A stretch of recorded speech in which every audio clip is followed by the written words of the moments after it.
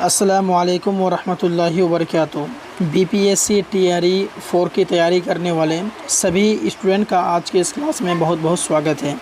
आज के इस क्लास में हम लोग उर्दू के मॉडल पेपर सेट 4 को करने वाले हैं। इससे पहले ऑलरेडी 13 सेट गुज़र चुके हैं। आपने नहीं देखा है तो सबका प्ले लिस्ट बना दिया हूँ। इस वीडियो के डिस्क्रिप्शन में लिंक मिल जाएगा, जा कर के क्लिक करेंगे, एक एक करके आप वॉच कर सकते हैं। उसके बाद में प्रीवियस ईयर क्वेश्चंस जितने भी थे, जो PYQ थे, वो भी मैंने करा रखा है। और ये क्लास आपके 6 to 8 के लिए स्पेशल है। जो 6 to 8 की तैयारी कर रहे हैं वे सभी देख सकते हैं। इसके अलावा जो अगर आप लोग दीगर क्लासेस की तैयारी कर रहे हैं तो इशू नहीं है, आप लोगों के लिए भी फ़ायदेमंद है। आप लोग भी वॉच कर सकते हैं और अपनी जो तैयारी है उसे मजबूत कर सकते हैं। दोस्तों, मैं आपको बता देना चाहता हूं कि यहाँ पर मैं आपको टोटल 80 क्वेश्चंस कराऊंगा जो कि आपके मिक्स रहेंगे। यानी आपको पता है कि 80 क्वेश्चंस जो आएंगे उर्दू से, तो उसमें आपके ग्रामर से हो, अदब से हो, पैराग्राफ से हो, हर एक तरह से जो क्वेश्चंस आते हैं तो उसी प्रकार से आपके मिक्स हैं। और मैंने आपको ये भी कहा था कि मार्केट में जितने भी किताबें अवेलेबल हैं आप लोग ख़रीदिएगा नहीं। मैं आपको सारे किताबों से मैं आपको तैयारी करा दूंगा, ठीक है। आपको टेंशन लेने की ज़रूरत नहीं है। आइए शुरू करते हैं। क्वेश्चन नंबर 1 में कह रहा है कि दवा खाना क्या है। देखिए, आपके सामने ऑप्शन से हैं, इन ऑप्शनों में जो सही होगा वो आपको बताना है। तो दवा खाना जो है, ये असल जो है 2 लफ्ज़ों से मिलके बना। एक हो गया आपका दवा और एक हुआ आपका खाना। क्या हो गया? खाना। इन दोनों को मिला करके बना दिया है दवा खाना, ठीक है। तो ये असल बात है, ये 2 से मिलकर जो बना है तो इसे को हम लोग कहते हैं मुरक्कब, यानी कि जुड़ा हुआ, ठीक है। और मुरक्कब की 2 किस्में होता है। एक होता है आपका मुरक्कब नाक़िस, एक होता है मुरक्कब ताम, ठीक है। चलिए, ये नोट डाउन कर लीजिएगा, हो सकता है आपके एग्ज़ाम की दृष्टिकोण से बेहतर ये हो। अगला है आपके सामने क्वेश्चन नंबर 2 कह रहा है खंजर किस इस्म की मिसाल है। खंजर जो है वो किस इस्म की मिसाल है। तो ये आपके जो है इसमें आला हो जाएगा, क्योंकि इसमें आला जो है उस इस्म को कहते हैं जो आला या औज़ार के मानों में आए। जैसे अगर हम कहें चाकू, तो ये क्या होता है? काम करने का औज़ार है ये। या फिर आप कहें तलवार, है ना, तो ये भी आप क्या है? काम करने का ज़रिया है, आला है। तो इसी को हम लोग कहते हैं इसमें आला, जिससे हम कोई काम करते हैं, काम लेते हैं। तो खंजर उन्हीं में से इसमें आला हो जाएगा। नेक्स्ट आपके सामने में बावर्ची खाना क्या है। तो बावर्ची खाना हम लोग किसको कहते हैं? जहाँ पर हम लोग खाना पकाते हैं या फिर मतलब खाना खाते हैं, है ना, तो उसको कहते हैं बावर्ची खाना। तो ये एक जगह को रिप्रेजेंट करता है, तो उसी को हम लोग कहते हैं इसमें ज़रफ़ कहेंगे। वैसे इसमें ज़रफ़ जो है, जैसे कि आप कहें बावर्ची खाना हो या फिर कुतुब खाना हो, है ना, उसी प्रकार से आप पागल खाना कह लीजिए, उसी प्रकार से आप जो है कि कारखाना कह लीजिए। तो इसका ताल्लुक़ ज़र्फ़ मकान से है।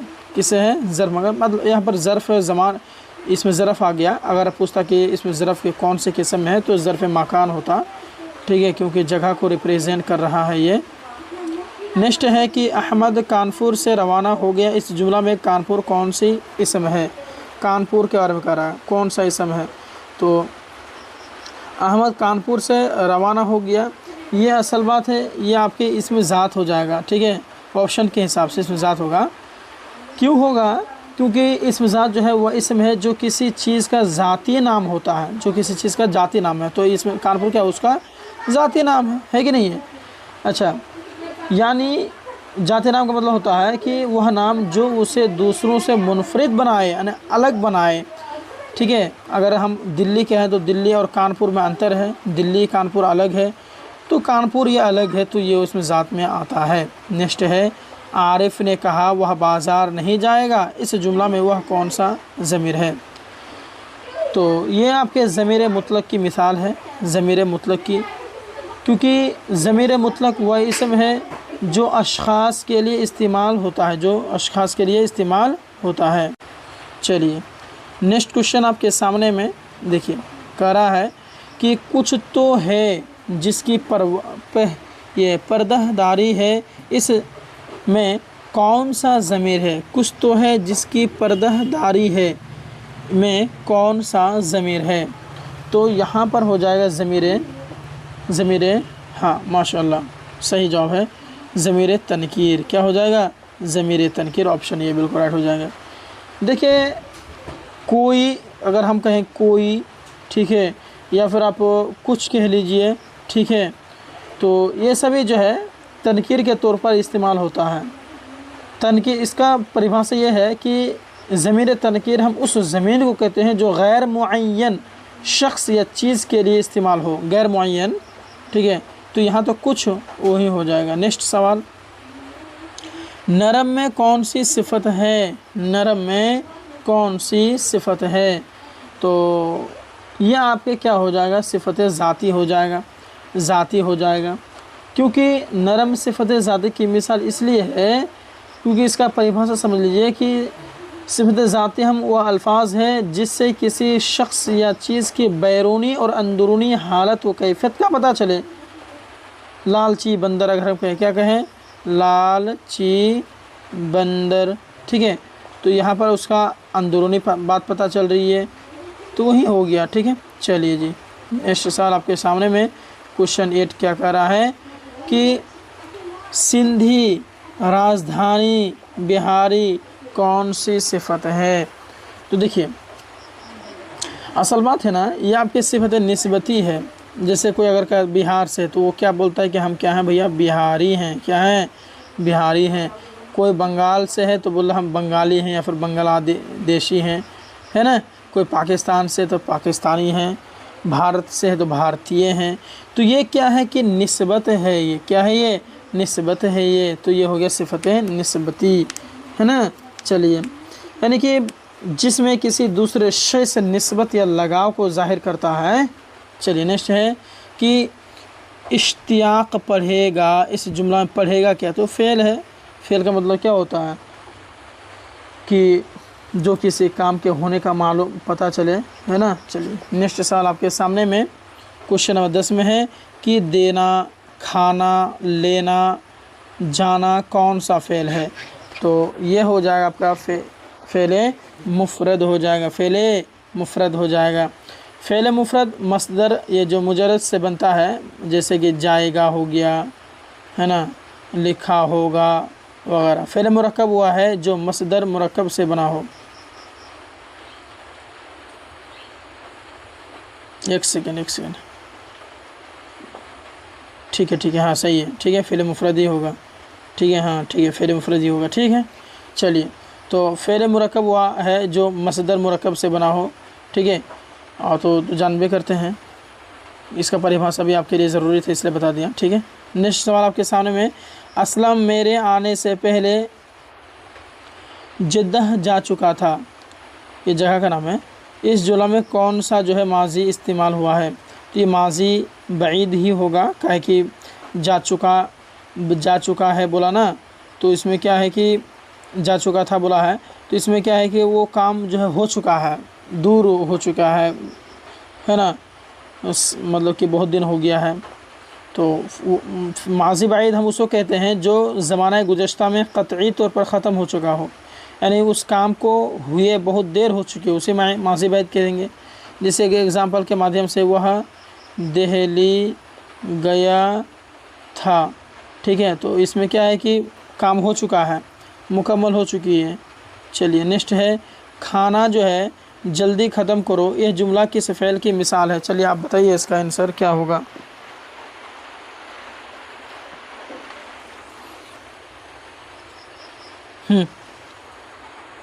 तो खाना जल्दी ख़त्म करो ये आपके फ़ेल अमर है। क्या है, ये फ़ेल अमर है। क्यों, क्योंकि इसमें हुक्म दे रहा है। फ़ेल अमर जो है वह फ़ेल है जिसमें किसी काम के करने का हुक्म दिया जाए। फ़ेल अमर कह रहा था, जैसे यहाँ है कि मेरी बात सुनो, तो ये आपके जो है फ़ेल अमर की मिसाल है। नेक्स्ट है कि बेमिसाल, बेहिसाब, बेखबर में बे क्या है। तो ये आपके साबिक़ा का एग्ज़ाम्पल है। किसका, साबिक़ा का। साबिका व हुरूफ या अल्फाज हैं जो बामाना अल्फाज से पहले जुड़कर उनके माना में तब्दीली पैदा करे। जैसे कि बेमिसाल है, एक होता मिसाल, ये तो बामाना है। मिसाल का मतलब क्या होता है? एग्ज़ाम्पल। उसमें बे आ गया शुरू में, तो ये अगर शुरू में आता है तो साबिका होगा, अगर लास्ट में आता है तो लाहिका होगा। तो ये तो शुरू में है बे, तो ये हो गया साबिका। तो साबिका मतलब नया माना पैदा कर दे। जैसे बेमिसाल का मतलब होता है जो मिसाल ना हो, बेमिसाल हो। ठीक है, चलिए नेक्स्ट है कि ज़ाइद की जमा क्या है? तो ज़ाइद की जमा है ज़वाइद। ऑप्शन सी इसका परफेक्ट होने वाला ठहरा। नेक्स्ट सवाल देखिएगा, कह रहा है कि शायरी की इस्तिलाह में गज़ल या कसीदे के आखिरी शेर को क्या कहते हैं? तो उसे हम लोग कहते हैं मक़ता। ठीक है, चलिए नेक्स्ट सवाल। यहाँ पर एक शेर है कि अश्क आँखों में कब नहीं आता, लोहो आता है जब नहीं आता। इस शेर में क़वाफ़े की निशानदेही कीजिए। तो यहाँ हो जाएगा कब और जब।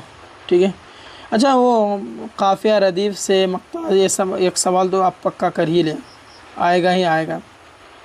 चलिए, नहीं आपको समझ में आता तो इसके लिए सेपरेट क्लास ऑलरेडी है, सेपरेट वीडियो आपको मिल जाएगी, देख सकते हैं, सर्च करेंगे आप। नेक्स्ट है कि दुकान, पान, हाथी, खजूर झेल में किसकी मिसाल है? कलमा की, कलाम की, मज़दर की, मुरक्कब की। तो ये कलमा की एग्जांपल है ना। अकेले बामाना अल्फाज को कलमा कहते हैं ना। दुकान, पान, हाथी, खजूर क्या है? ये कलमा की मिसाल तो है। चलिए सर, नेक्स्ट है मस्जिद, चाकू, सूरज झेल में किसकी मिसाल है?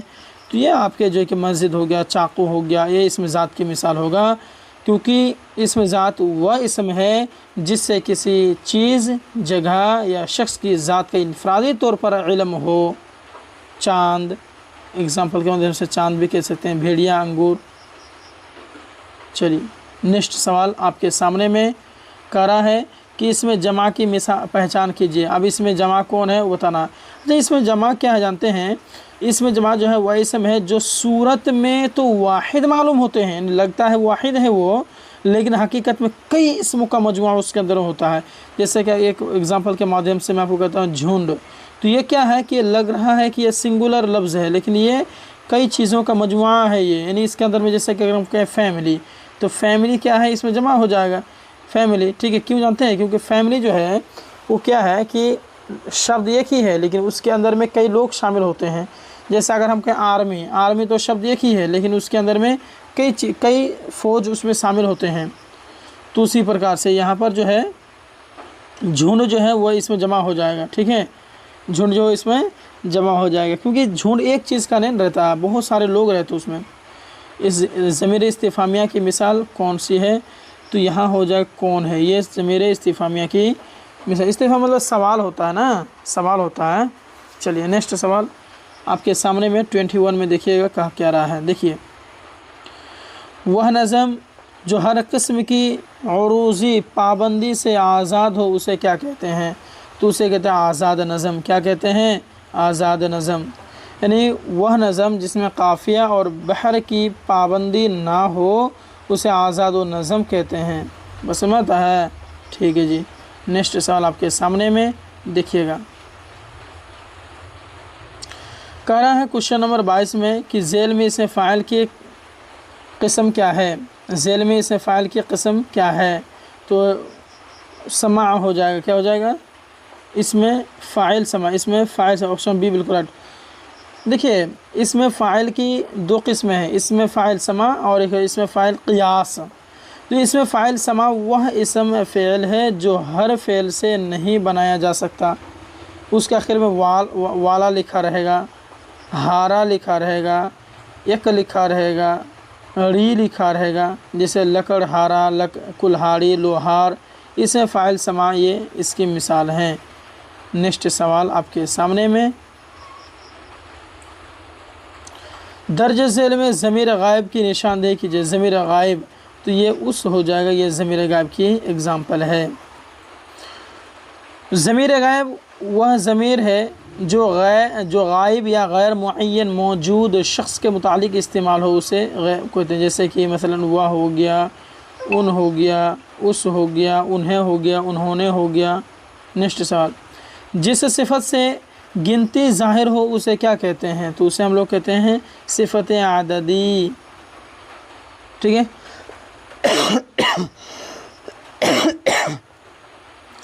सॉरी। नेक्स्ट सवाल, चलिए, करा है कि इक़दाम के माना आगाज़ के हैं, तो अक़दाम के माना क्या हैं? चलिए बताइए आप।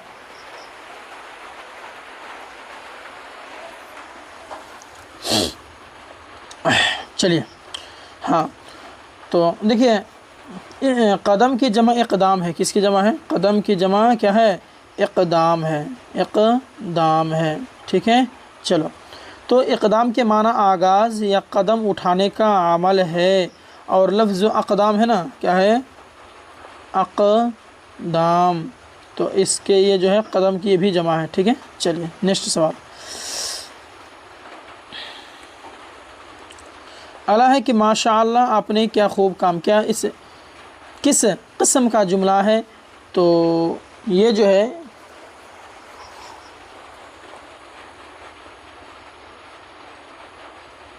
चलिए, हाँ, तो ये जुमला इंशाइया है। क्या ये जुमला इंशाइया है? ठीक है। अच्छा, मज़कूरा जो जुमला है, मतलब जुमला इंशाइया है, जुमला इंशाइया उस जुमले को कहते हैं जिसमें किसी हुक्म या फिर सवाल, इस्तिफ़हाम, ताज्जुब या दुआ जैसे जज्बात का ज़िक्र, उसे जुमला इंशाइया कहते हैं। ठीक है। अच्छा, ये क्वेश्चन नंबर में 26 नहीं कराया क्या? इसीलिए हमको भी लग रहा था कि ये नहीं कराया हूँ। देखिए, इसमें कह रहा है कि रात बहुत हो गई है इसलिए सो जाओ। इस जुमला में हर्फ इल्लत की पहचान कीजिए। तो यहाँ हो जाएगी इसलिए, ये हर्फ इल्लत में आएगा। ठीक है। देखिए, हर्फ इल्लत जो है ना, सबब या वजह की, वजह जो है इल्लत कहते हैं। तो रात हो गई है इसलिए सो जाओ, तो इसलिए जो ना ये वजह को बयान कर रहा है कि रात हुई है इसीलिए तुम सो जाओ, तो वो हो गया हर्फ इल्लत में आता है।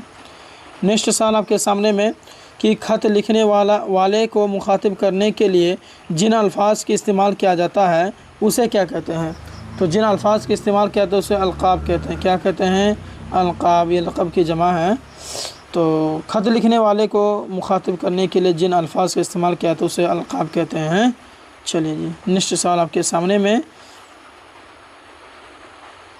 वह मज़मून जिसमें किसी वाक़या या किसी की सवाह में शामिल हो उसे हम क्या कहते हैं? तो उसे हम लोग कहते हैं मज़मून हक़ाइक़। क्या कहते हैं? मज़मून हक़ाइक़। ऑप्शन इसका बी बिल्कुल राइट होने वाला ठहरा। देखिए, मज़मून हक़ाइक़ वह मज़मून है जिसमें किसी वाक़या या किसी सवाह शामिल हो उसे मज़मून हक़ाइक़ कहते हैं, है ना। चलिए, नेक्स्ट आपके सामने में थोटी में है कि तरजीह बंद में टीप के शेर की तकरार होती है और तरकीब बंद में टेप की शायर हर बंद में डॉट डॉट होता है। तो ये तो सिंपल सी बात है, नया होना होता है कहते हैं। क्या है? नया होता है कहते हैं। नया शेर का हर बंद में नया होता है। अगला है, ये शेर है, इसको आप सही ढंग से भी पढ़ लीजिए क्या कह रहा है। चलिए पढ़िए। खुदा की शान है नाचीज़ चीज़ बन बैठे, खुदा की शान है नाचीज़ चीज़ बन बैठे, जो बेशऊर हों यूं बातमीज़ बन बैठे। तो इस मंदरजा वाला शेर किस से माखूज़ है? तो ये आपके जो हैं, है ना, नज़म से माखूज़ है, नज़म से ये लिया गया है। चलिए जी, नेक्स्ट साल आपके सामने में है, ये 32 में कह रहा है कि वह अदबी तकनीक जिसके ज़रिए किरदार के ख़यालात और जज्बात के बहाव को ख़ुद कलामी के ज़रिए पेश किया जाता है उसे क्या कहते हैं? तो उसे हम लोग कहते हैं शऊर की रो। क्या कहते हैं? शऊर की रो। चलिए नेक्स्ट सवाल आपके सामने में। अच्छा, वह अदबी तकनीक जिसके ज़रिए किरदार के ख़यालात और जज्बात के बहाव को ख़ुद कलामी के ज़रिए पेश किया जाता है उसे शऊर की रो यानी तकनीक कहा जाता है। ठीक है। चलिए परिभाषा बता दिए, ध्यान में रखिएगा। सवाल है कि उस जापानी सनफ़ की निशानदही कीजिए जिसमें सिर्फ 3 मिसरे होते हैं। जिसमें 3 मिसरे सिर्फ होंगे उसको हम लोग कहते हैं हाइकू। क्या कहते हैं? हाइकू। ठीक है। आदद की जमा क्या है? तो आदद की जमा है, क्या हो जाएगा आदद की जमा? आदाद। ऑप्शन बी बिल्कुल राइट होने वाला ठहरा। नेक्स्ट सवाल 35 में देखिएगा, झेल में, ये तो ग्रामर ख़त्म हो गया, ठीक है, ध्यान दीजिएगा। झेल में से कौन सी तस्नीह ख्वाजा हसन निज़ामी की है? चलिए पढ़िए और जवाब दीजिए।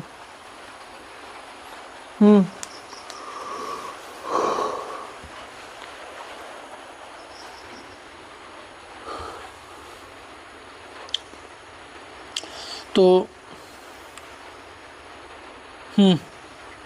इसका आंसर हो जाएगा आपका बी बिल्कुल राइट, यानी कि मिर्चनामा। ख्वाजा हसन निज़ामी की जो है मिर्चनामा जो है उन्हीं के द्वारा लिखा गया है। मई के माना क्या है? तो मई के माना होता है भाई कोयले से, क्या होता है, सॉरी मतलब कि शराब होता है। मेरा नज़र जो है ना इस सवाल पर पड़ गया था, इसलिए बता दिया था कोयले से, इसका जवाब कोयले से होगा, इसलिए ध्यान भी इधर आ गया था। तो मई के माना क्या है? तो ये हो गया शराब। क्या हो गया? शराब। ऑप्शन बी बिल्कुल राइट हो जाएगा। इसका तो जवाब बता ही दिया हूँ कि कोल तार किस चीज़ से निकाला जाता है? तो ये निकाला जाता है आपके कोयले से। ठीक है, चलो। अच्छा, इसका इस्तेमाल कई चीज़ों के लिए होता है, जैसे साबुन, रोशनाई, परफ्यूम, दवाइयों में भी ये होता, काम होता है। हज़रत मोहम्मद सल्लल्लाहु अलैहि वसल्लम के वालिद का नाम क्या है? तो ये बहुत ज़्यादा आसान है, अब्दुल्ला हो जाएगा। ठीक है, और बीवी ये माँ का नाम क्या था आप बताइएगा। भारत का कौमी तराना किसने लिखा है? तो भारत का कौमी तराना रविंद्रनाथ टैगोर ने लिखा है। ठीक है, नेक्स्ट सवाल 40 में कह रहा है, मुंशी जी को किस का इंतज़ार रहता है? चलिए बताइए, तो मुंशी जी को किसका इंतज़ार रहता है? तो मुंशी जी को जो है ना तारका का ये इंतज़ार रहता है। ऑप्शन सी इसका राइट हो जाएगा। नेक्स्ट है, मुल्क अपना, कौम अपनी और सब अपने ... आज करना है मुझे आज़ादियों को एहतराम। तो यहाँ खाली स्थान में क्या हो जाएगा? खाली स्थान में हो जाएगा गुलाम। क्या हो जाएगा? गुलाम। मुल्क अपना, कौम अपनी और सब अपने गुलाम, आज करता है मुझे आज़ादियों का एहतराम। चलिए नेक्स्ट सवाल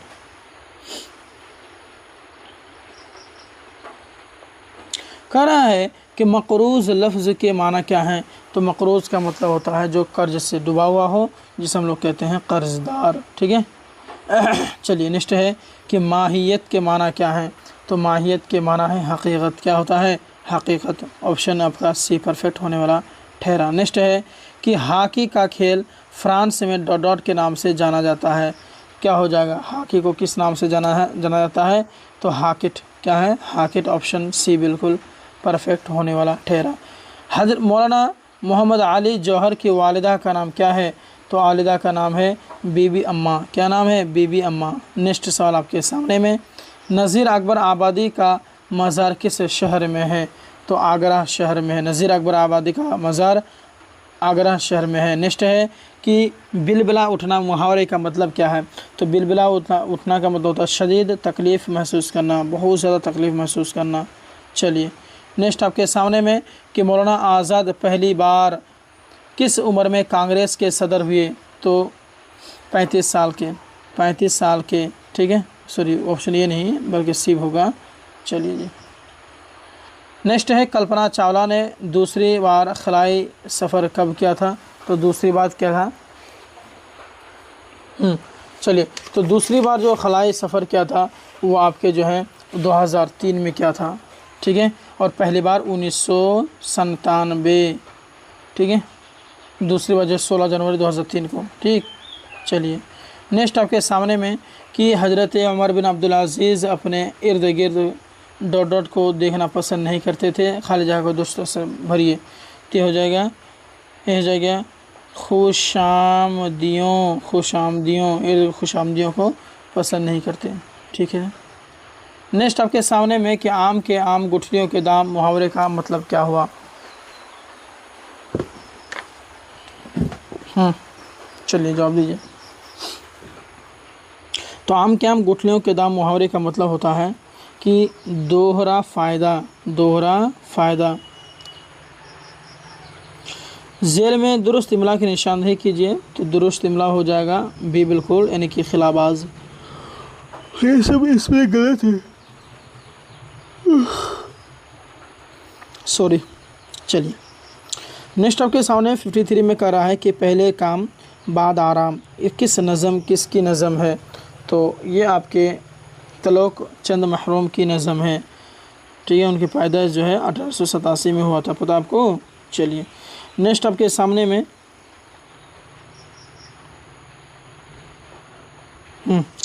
नेक्स्ट है कि अफसाना जो है एक मज़ेदार कहानी के मुसन्निफ़ कौन है? तो एक मज़ेदार कहानी के मुसन्निफ़ ये मिर्ज़ा फ़रहतुल्लाह बेग, क्या हो जाए? मिर्ज़ा फ़रहतुल्लाह बेग। नेक्स्ट सवाल देखिएगा, कह रहा है कि फसाना आज़ाद में खटमलों को मारने के लिए मियाँ खोजी ने शोर मचाते हुए क्या मांगी? तो शोर मचाते हुए इन्होंने करोली मांगी थी। क्या मांगी थी? करोली, ठीक है। सी बिल्कुल राइट होने वाला ठहरा। नेक्स्ट सवाल देखिएगा 56, कह रहा है कि हर साज से होती नहीं ये धुन पैदा, होता है बड़े जतन से ये कुन पैदा, मेज़ान निशात व गम में सदियों तुल कर होता है हयात में तवाज़ुन पैदा। तो ये मज़कूरा बाला रिवाई किसने लिखी है? तो ये इसको लिखने वाले हैं आपके, है ना, फ़िराक गोरखपुरी। चलिए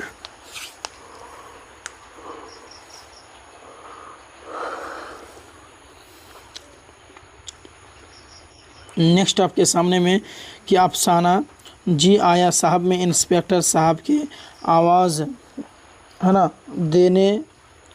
देने पर कौन जी आया साहिब कहता है? तो वो कहता है आपके, है ना, कासिम। कौन? कासिम। ऑप्शन बी इसका परफेक्ट हो जाएगा। नेक्स्ट है कि गांधी जी का इंतकाल किस तारीख को हुआ था? तो गांधी जी का जो इंतकाल है दोस्तों वो आपको 30 जनवरी, है ना, 1948, 30 जनवरी 1948। चलिए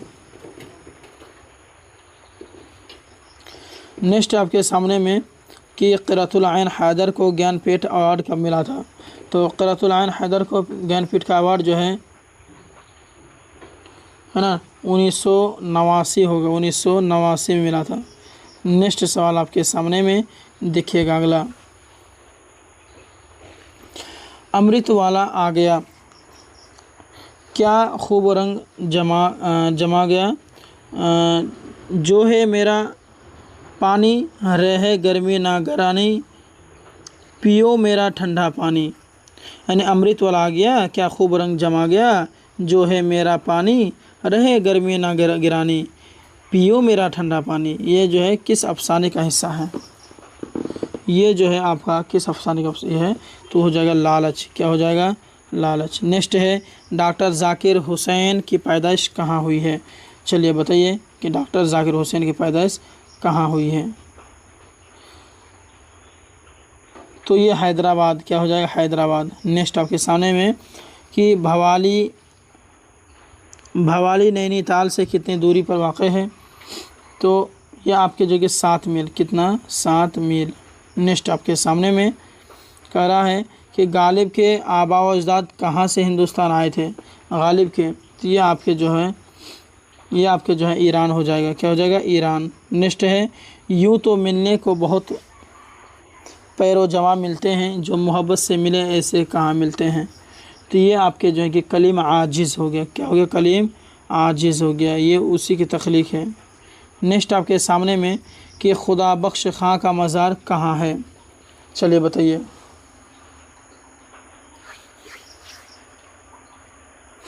कमेंट करने की कोशिश करिए। खुदा बख्श खां का मज़ार कहाँ है? तो यह आपको जो है पटना में है स्थित, ठीक है। ऑप्शन आपका बी बिल्कुल राइट हो जाएगा। जैन और बुद्ध मज़हब की बुनियाद किस शहर में पड़ी? तो ये हो जाएगा आपका राजगीर ना, हाँ राजगीर ही होगा। जैन और बुद्ध मज़हब की बुनियादी शहर किस में पड़ी? किस शहर में पड़ी? राजगीर। नेक्स्ट है चिकबस्त का इंतकाल कब हुआ? तो चिकबस्त का इंतकाल दोस्तों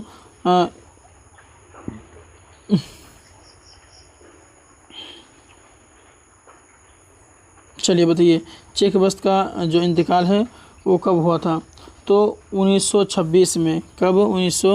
26 में। अगर गांव का नाम पूछा जाए क्या बोलिएगा, है ना। चिकबस्त जब रायबरेली से लखनऊ जाने के लिए स्टेशन आए थे ना, तो ट्रेन में बैठे ही थे तो दिमाग पर फालिज का हमला हुआ था और ज़बान बंद हो गई थी और स्टेशन पर ही इंतकाल हो गया, है ना। लास्ट को लखनऊ लाया गया था, पता होगा इसका कहानी आपको चिकबस्त के बारे में। तो 1926 है, हाँ ठीक, याद रखेंगे।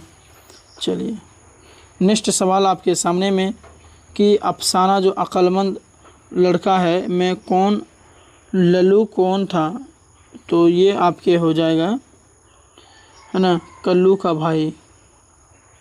नेक्स्ट आपके सामने में 69 कह रहा है कि चश्मा लगाने पर कृष्णा सोबती के चचाजाद भाई उन्हें क्या कहकर चढ़ाते थे, तो उन्हें एक शहर कहकर चढ़ाते थे, एक शहर कहकर। नेक्स्ट है तालीम और तरबियत का मकसद क्या नहीं है, तो तालीम और ये इसका जो मकसद है एक ही है और वो है दौलत कमाना। इसका मकसद सिर्फ दौलत कमाना नहीं, बहुत सारी चीज़ों में तालीम काम आती है ना। नेक्स्ट सवाल आपके सामने में है कि डॉक्टर सैयद महमूद के खानवादे में कितने बेटे और कितने बेटियां थीं, तो 3 बेटे और 3 बेटियां थी, है ना। चलिए नेक्स्ट है कि हाजी बेगम किसकी जौजा थी, तो हाजी बेगम जो हैं वो आपके शहरयार खान की जौजा थी, शहरयार खान, ठीक है। नेक्स्ट सवाल 33 में देखिए, कहानी मेहनत सोना से बेहतर है में कौन भाई लालची था, तो इसमें जो लालची था उसका नाम क्या है, छोटा भाई। क्या नाम है, छोटा भाई। कौन था, तो छोटा भाई था, ठीक है। अभी जो पैराग्राफ आएंगे वो आपके 74 से लेकर के 80 तक आपका पैराग्राफ हैं, तो मैं आपको बना के नहीं दूंगा, आप खुद बनाएंगे और कमेंट बॉक्स में कमेंट करेंगे, क्योंकि इतने सारे जो प्रैक्टिस सेट अभी गुजर चुके हैं, 13 मॉडल पेपर सेट जो गुजर चुके हैं, उनको तो देख कर के आप सीख ही गए होंगे, तो कुछ मेरा हक बनता है। जैसे मैंने आपको बताया था कि टोटल आपको 15 प्रैक्टिस सेट कराऊंगा, तो ये 14 हो गया और एक बचा हुआ है, तो कम से कम 14 और 15 जो प्रैक्टिस सेट है वो खुद से आप करें, ठीक है। कमेंट कर दीजिएगा आप। तो सबसे पहले आप इसका स्क्रीनशॉट ले लीजिए, क्योंकि ऑप्शन के साथ मिलाने में आसानी होगी। चलिए ले लिया, अब इसका भी लीजिए, देखिए। चलिए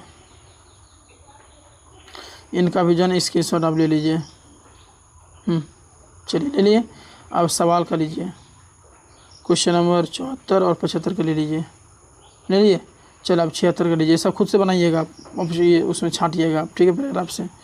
ले लिए इन दोनों का। चलिए 78 का लीजिए। 78 का यहाँ है और यहाँ पर ऑप्शन है, देखिए यहाँ पर 2 ऑप्शन, यहाँ 2 ऑप्शन। ले लिए। अब यहाँ का लीजिए 79 का, सिर्फ 79 का लीजिएगा। ले लिए इनका, हाँ ले लिए होंगे। अब 80 का लीजिए, इसके शॉट ले लिए। अब सारे का जवाब दे करके आप हमको कमेंट करिएगा, ठीक है। तो दोस्तों आज की इस क्लास में फिर से मैंने आपको 1 से लेकर के 80 तक क्वेश्चन करा दिए, जो कि काफ़ी इंपॉर्टेंट था।